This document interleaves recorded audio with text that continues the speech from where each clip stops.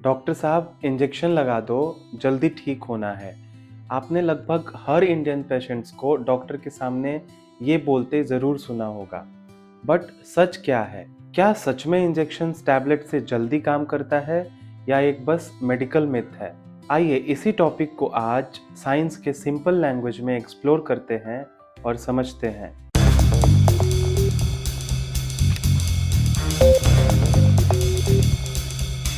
India में injection का psychological myth बहुत है। लगभग हर पेशेंट को ये लगता है कि इंजेक्शंस पावरफुल होता है, स्ट्रॉन्ग होता है और अगर उन्हें इंजेक्शंस मिलेगा तो उनकी ट्रीटमेंट बहुत जल्दी होगी और उन्हें इंस्टेंटली आराम मिलेगा।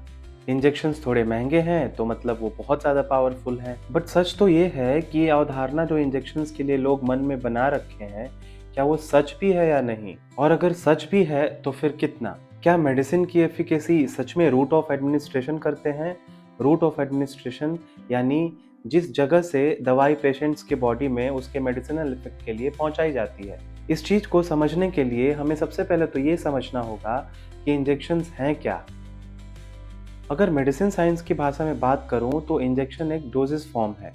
डोजेस फॉर्म यानी दवाई का वो फॉर्म जिस फॉर्म में मेडिसिन को पेशेंट्स तक पहुंचाया जाता है ताकि वो उसे ईजिली कंज्यूम कर सकें। वैसे तो बहुत सारे डोजेस फॉर्म होते हैं depending on the types of material they are made up of, जैसे solid dosage form, liquid dosage form, उनके रूट्स ऑफ एडमिनिस्ट्रेशन से oral dosage form, IV, IM etcetera. Injections के अलावा और भी बहुत सारे डोजेस फॉर्म हैं जैसे tablet, capsule, syrup, elixir, lozenges etcetera. ये जितने भी डोजेस फॉर्म मैंने आपको बताए हैं ये मेडिसिन इनटेक करने के तरीके हैं। अब हम एक एक करके समझते हैं कि कौन सा डोजेस फॉर्म कितना समय लेता है अपनी मेडिसिनल एफिकेसी को पेशेंट्स में दिखाने के लिए।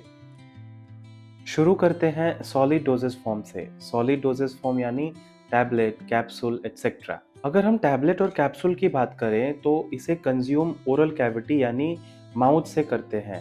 ये टैबलेट और कैप्सूल माउथ से होता हुआ हमारे गैस्ट्रोइंटेस्टाइनल ट्रैक्ट के थ्रू स्टमक और फिर स्मॉल इंटेस्टाइन तक पहुंचता है, जहां से इनका एब्सॉर्प्शन होता है और ये ब्लड स्ट्रीम में जाते हैं। ब्लड स्ट्रीम में पहुंचने के बाद ये अपना मेडिसिनल इफेक्ट शो करते हैं। माउथ से स्मॉल इंटेस्टाइन और फिर ब्लड स्ट्रीम में पहुंचने तक इन सॉलिड डोजेस फॉर्म यानी टैबलेट और कैप्सूल को लगभग 2 से ढाई घंटे का समय लगता है। यानी अगर आपने टैबलेट और कैप्सूल लिया तो उसका मेडिसिनल इफेक्ट आने तक आपको 2 से ढाई घंटे का इंतजार करना पड़ेगा। पर इन चीज़ों को देखते हुए बहुत सारे सवाल बनते हैं। जैसे पहला सवाल कि क्या हो अगर कोई पेशेंट इतने सीरियस कंडीशन में हो कि उसके पास जीवन के अगले 15 मिनट ही बचे हैं।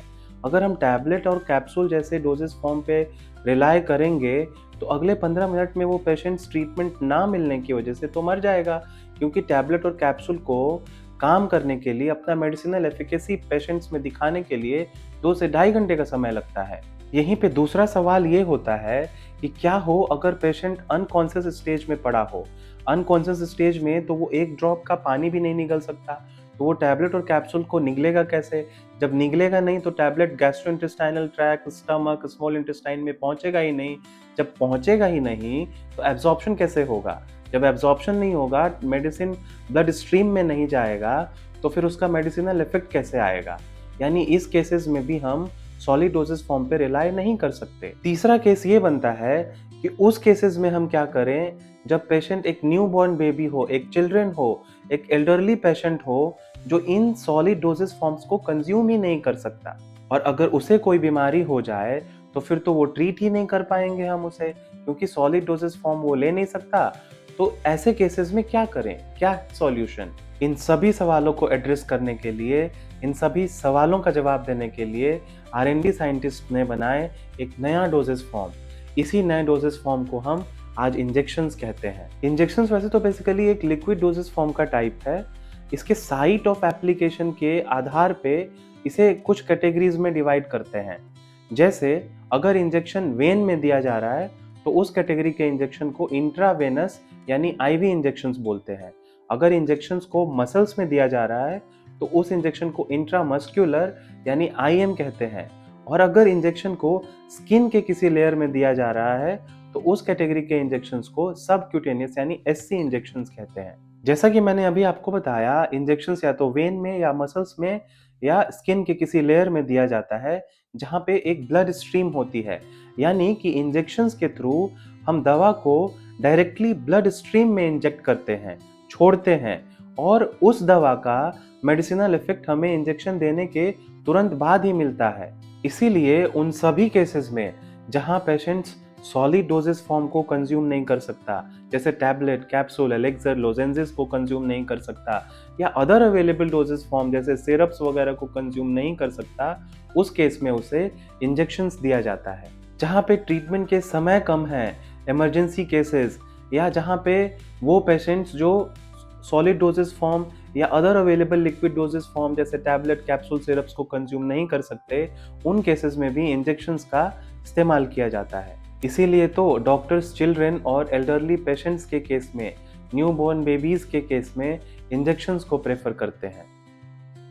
इसीलिए अगली बार जब भी आप किसी और को डॉक्टर्स के सामने ये जिद करते सुने कि डॉक्टर साहब मुझे कोई और दवा नहीं इंजेक्शन दे दो, या आप खुद डॉक्टर्स के सामने जिद करते हुए दिखें कि नहीं डॉक्टर साहब मुझे इंजेक्शन दे दो, तो एक बार ज़रूर सोचें, ज़रूर समझें कि क्या आप उस स्टेज में हैं जहाँ पे कि आपको इंजेक्शंस दिया जाए।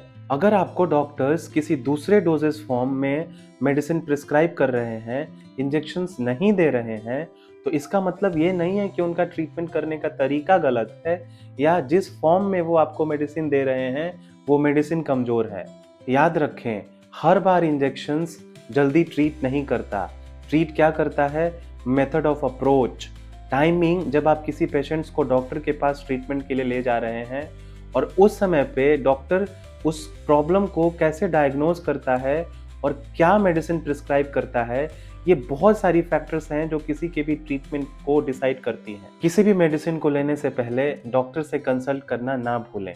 Stay healthy, stay safe and be your own फार्माचार्य।